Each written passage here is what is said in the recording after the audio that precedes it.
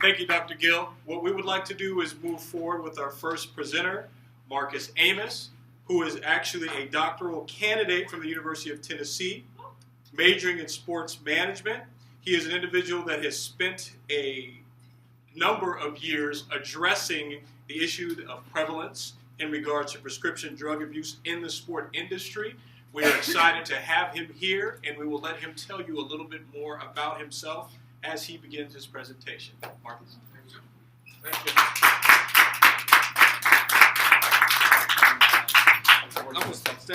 I saw a lot of athletes coming into agency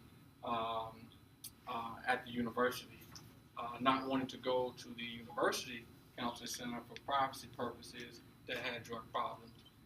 So overnight, I figured what are the substances they're using. A lot of them came in there with prescription drug problems. So what I wanted to do was figure out a way to kind of get some information back in that area with that problem. So 2003 is when I really took off, trying to educate as many people as possible on the athletic surface about this problem. Hope I don't need an education class that uses clicker. But I want to move right into something that is very serious about this. Sad part about what I do is sometimes I have to deal with athletes after the fact, or organizations after the fact, when they're calling and say, hey, we had such and such that died, and we need to discuss this. My focus right now is to create a prescription drug monitoring program to deal with this. This is what I want to deal with right now today. Aaron Douglas died in 2011 from an overdose. Several substances found in his body. He started off with prescription drugs, painkillers, and evolved into other drugs. Austin Box, the exact same thing, same year, died, multiple substances found in his system.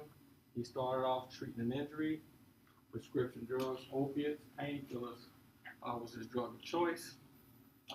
When he suddenly passed away, as I stated, autopsies revealed he had several substances in his body. Harry Cohen died in 2011. Remember that, 2011, because it was a bad year for athletes. Harry Cohen, an injury, reached in his grandmother's medicine cabinet. She had some painkillers. He took the painkillers. He took too much. Harry Cohen died. Now we're going to look at kind of evolve here. And I'll explain to you why we evolve. We're here about student athletes. We have to talk about professional athletes because our professional athletes were former student athletes. Now we look at Grayson Newman, high school basketball, football player. Grayson Newman had an injury. Grayson Newman started getting prescription medications from a doctor. Grayson Newman got addicted. Grayson Newman continued to use the medication. And then Grayson Newman took too much pain medication. Grayson Newman died. Now we look at Derek Mugar. Alcohol, Percocets. That's how he died. Started off just using Percocets, treat injuries. They started mixing other substances with prescription medication. There we go, we're still in 2011. A lot of deaths. Now we go with Erica Glasper. She died in 2010. Now the jury is still out on this. When she died, she had about 7 different prescription medications in her body, about 4 different pain medications in her body. Unfortunately, when they found her, they still think something is kind of fishy with it. They say she committed suicide.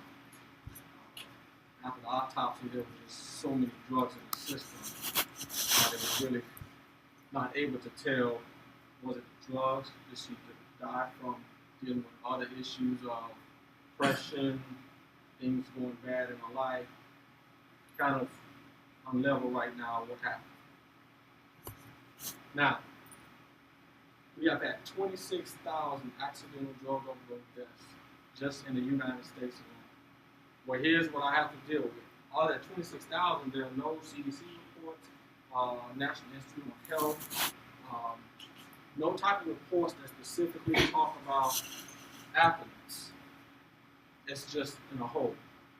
So my figuring is that got to be athletes in that number sometime. This is a very sensitive topic, so it's very, very difficult to be able to go into high school, colleges, professional organizations, and even try to get some data on anything, or get players to participate in any type of research projects.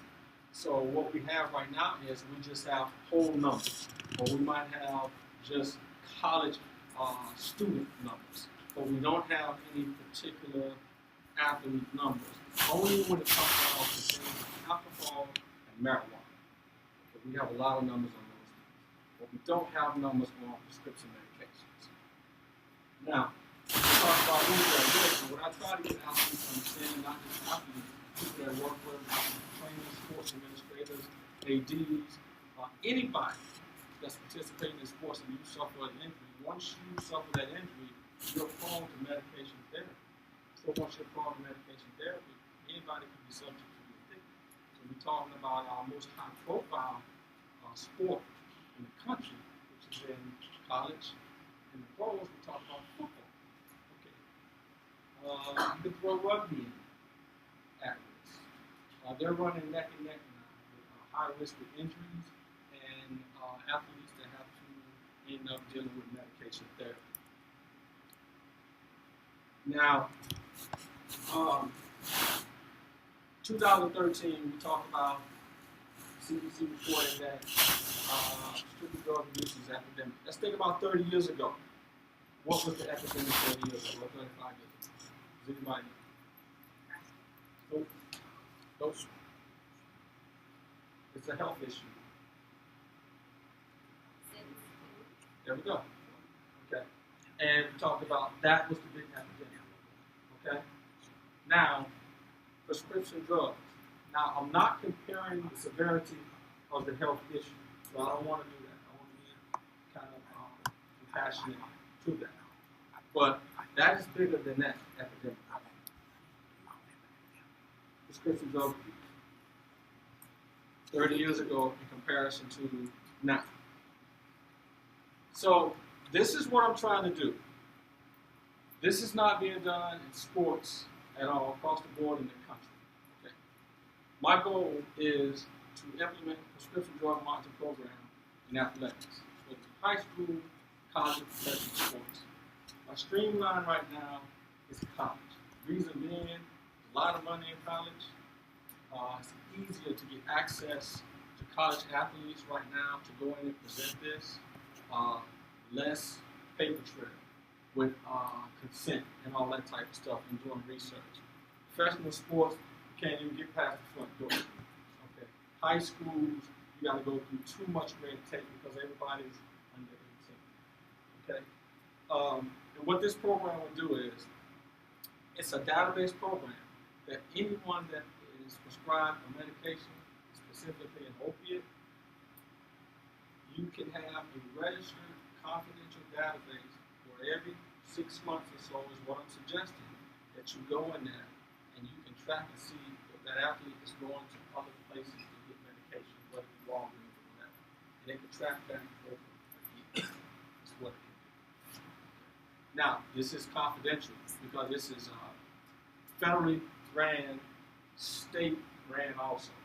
So the federal health department allows each state's health department to monitor the program. The program is funded by the Department of Justice. It doesn't cost you anything. And that's why I'm so surprised that no one is using it. Okay. So what will happen is only certain individuals will be allowed to have access to this database. So it's not a run amok. So the coaches can go in there, players can go in there. You have to be registered with the federal government, which is always just a team doctor to be registered. And the team doctor is allowed to have one other designated person, whether it be a nurse or a nurse practitioner, whoever he might designate. No coaches can have access to this. No trainers can have access to this unless the doctor also won't have allowed access. If you prescribe them 30 pills and then it's supposed to be lasting 10 days, you call them in day 3, they only got 5 pills, you got a problem. You got a serious problem. So we look at the reason why we want to talk about diversion control. We all know what happened with Ryan Leaf. Ryan Leaf resulted to the first round draft pick, going to the league, making about a $17 million contract, to steal lawnmowers and weed eaters to support his drug habit. That's what he resulted to. And either he's just getting out of jail or he's stealing. So last time he got busted, he admitted that he was broke into the house, he was stealing things to support his prescription drug habit, dealing with his injuries, he got addicted. And that's what happens. And this is what we're trying to stop. We don't want to get to that point. We don't want our student athletes getting to that point. So now, the problem is student athletes years ago, they would think marijuana is not a problem because crack, someone mentioned crack, right? Crack was here years ago. So the excuse was, why are you worried about me smoking marijuana? At least I'm not doing crack. Okay. They're still there because now they're saying, why are you worried about me taking these pills? At least I'm not doing heroin. That's what it's kind of evolved to right now. Now they're making excuses. So, you know, our student athletes, they drink more than non-student athletes.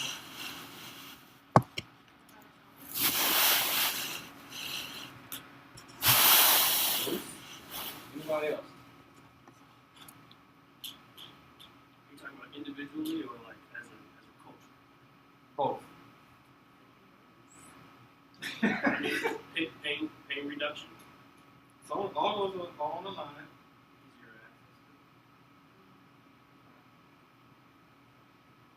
access. Stress. Coping. All of those, a lot of our student athletes, they look at time. I have time now. And then off-season, they get it in. It's time to make up for all that time that I didn't have to do this, and I didn't have time to do that. They drink more. Now, we have a lot of student athletes that really come from, like where I grew up in. It was sports, training, and that's all you did. So when I got to college, we got to start doing some things that I couldn't do. I was so invested in my athletic career going through high school that I didn't have time for that. Now I'm exposed to all types of stuff. And so that makes it increase sometimes. The social drug use and drinking increases during the off season. A lot of athletes, you mentioned physical. I've heard a lot of athletes talk to me about, well, in the off season, they're home, okay, and they pick up some of their old habits. It increases sometime in the off season because a lot of them don't have anything else to do. Number reading, but all that stuff increases. Now with that, because prescription drug use has gotten to this point, that's part of their drug use with the drinking and the social use of drugs. So these are some of the things that increase in high school and college because of more access to different people. You go into a culture and you're around people from different states. Some people have cultures when drugs and alcohol use, it's okay. Drinking might be okay. So they have access. And they get exposed to different things. One athlete walked up to me and he said that my mother drinks, my brothers drink, they all use drugs. I don't see a problem with it.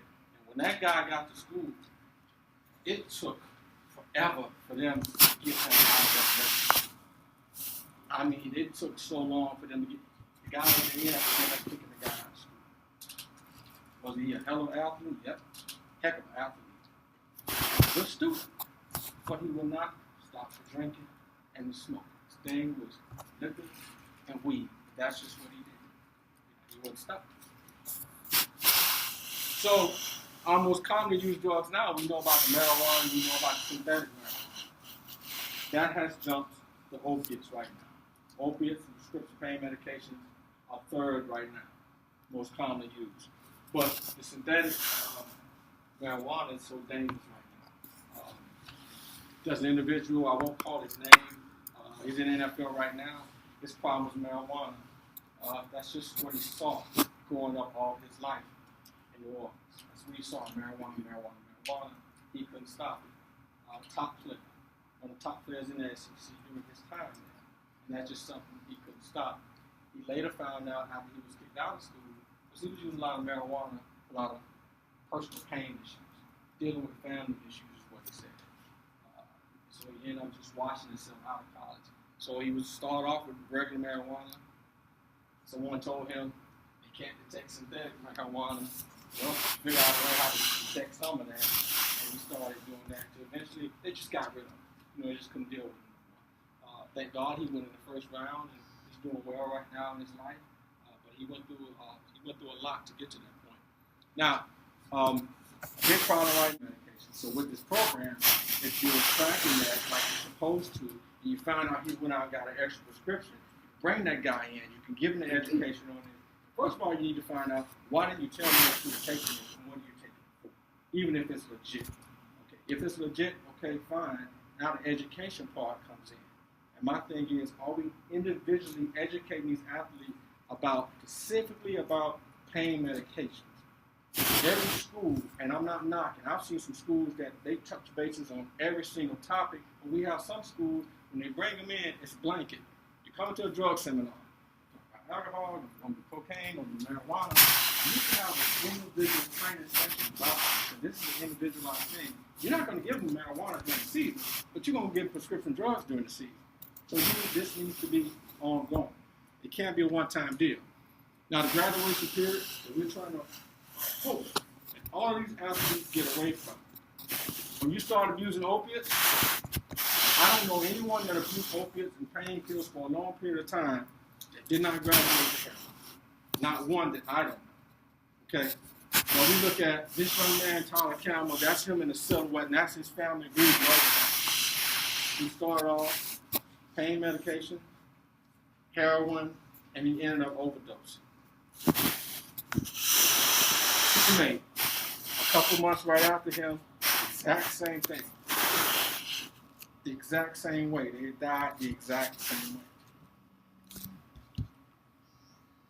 Cameron Weiss, his mother's a friend of mine. Cameron went to high school, wrestler, played football in Albuquerque. Cameron started off injury, pain medication, graduated to heroin use, died of an overdose. And his mother. Okay. Now, because this is a sensitive topic, it's very difficult to go in and get information from people. I do my own informed research. So that is, I just call people I knew. Answer this question for me, and they did. I won't reveal who it was. I don't want to go to jail, any of that type of stuff. After I do my IRP. So, I said, let me see. Let me fish the waters. So I contacted 20 high schools and 10 colleges, and I asked them, have you ever heard of PMP program? You have an individualized prescription program. All the high schools said no. All the colleges said no. Never heard of it. So that shit did, and I was just 30. That was just 10 colleges and 20 high schools. So, my thing is, when I tell athletes, you have to make a choice. Feels pain the right way under supervision, not listening to your teammate in the locker, saying that this worked for me, so you need to take this. Or you can use it for pleasure, but if you eventually keep using it for pleasure, you're going to have health problems. Legal issues might come up because you're going to start doing things to get that medication, because when that team doctor cuts you off and he finds out you're using it, then you're going to seek it from other places. So they have a choice. Now, this is what we have today. We have athletes living with addiction, and we don't even know. Now, I don't know if Austin Box was going out. He was doctored. I don't have a clue. But when you die, and there are multiple drugs found, prescription medications, where'd it come from? It came from a friend. We have a problem. But if there was some education going on when he was hurt, and when he started prescribed medication under supervision of a school, maybe when he went out to that party, or he was taken this, I could have said, remember they told me this about that. Remember they said, don't take this with that. I'm not saying that it could have stopped. It could have made me think. Okay? And maybe we wouldn't have had this guy running around living with addiction. So I'm at number 8. Number 8 is, I've told 8 people and I've looked at them in their eyes, if you keep doing what you're doing, you're going to die and you're all dead. Now, these people aren't athletes. These people couldn't deal with a simple broken leg that couldn't heal. Okay, these are people that I worked with when I was working in substance abuse agencies that just couldn't deal with things like that. And all of them are dead. And I tell athletes that I don't want to make you number 9. Okay, now what I'm trying to do, it won't stop this. I'm just trying to put a hell of a dent in it, to slow some things down. And some might say, well, Marcus, Aaron Douglas, Austin Box, Cameron Weiss, neither one of them ever discovered that they were running around giving prescription drugs. So how does this apply to them? Well, how do we know that if this would have been in place, that along the way, we could have been educating on something? Maybe we could have maybe stopped one of those incidents happening. I'll say this with respect. I give claps to places like University of Alabama, Auburn, Clark. Those were some of the first 3 places that, for Auburn was recently. University of Alabama and Clark Atlanta University with Dr. Tamika Jones was 2 of the first 2 individuals that were interested and wanted me to come speak on that on the level. And I had been talking to several people before that over the years. And I tell individuals when I go there, I'm not here because you have a problem with this. We're just here to try to help, just in case if there is a problem. And I made that clear. I went out to Alabama and I spoke to all their football players. After Aaron died, we had already tried to coordinate something before that. It was just a coincidence that Aaron died during that process.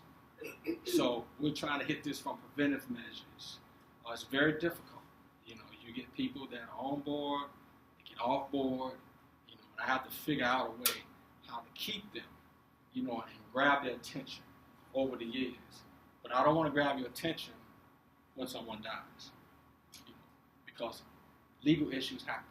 Because if my child dies of prescription drug overdose, on your watch, I'm going to talk to everybody from the girlfriend to the trainer. Somebody's going to give me an answer on what happened, regardless of you responsible or not. With that being said, I'm going to close out right there. And I guess any questions you have real quick, we'll take them.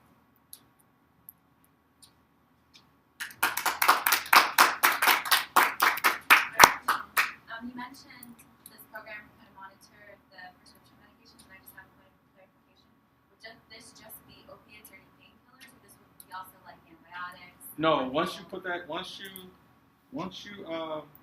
their name in that database, anything they're getting is going to come up. Okay. And what you need to do is when all that stuff comes up, then you need to look at what could be harmful mixed together. And that's where the education part will start. And obviously, if you're prescribing them this, and then they're getting 4 more prescriptions from this, and it's legal issue. Because that's illegal to do that. What about any privacy issues with that? Certainly, student athletes are taking prescriptions for some type of condition that they have, they don't want to disclose that to people that's out there in the database. Yeah, well, that issue is you're not violating any type of privacy laws. But some agencies require them and say, well, if you want us to treat you, if you want to participate in athletics here, this is a consent form we need for you to sign for health purposes. Okay? And that protects them. Now, they can say, well, if you don't want to sign this, you're not playing for me. So I don't know what's wrong with you. So, and there are agencies that won't treat people if they walk in the door and they won't consent to signing. Now, agencies, pain management clinics, pharmacists, substance abuse agencies, you don't have to sign a consent to do a PMP. You don't.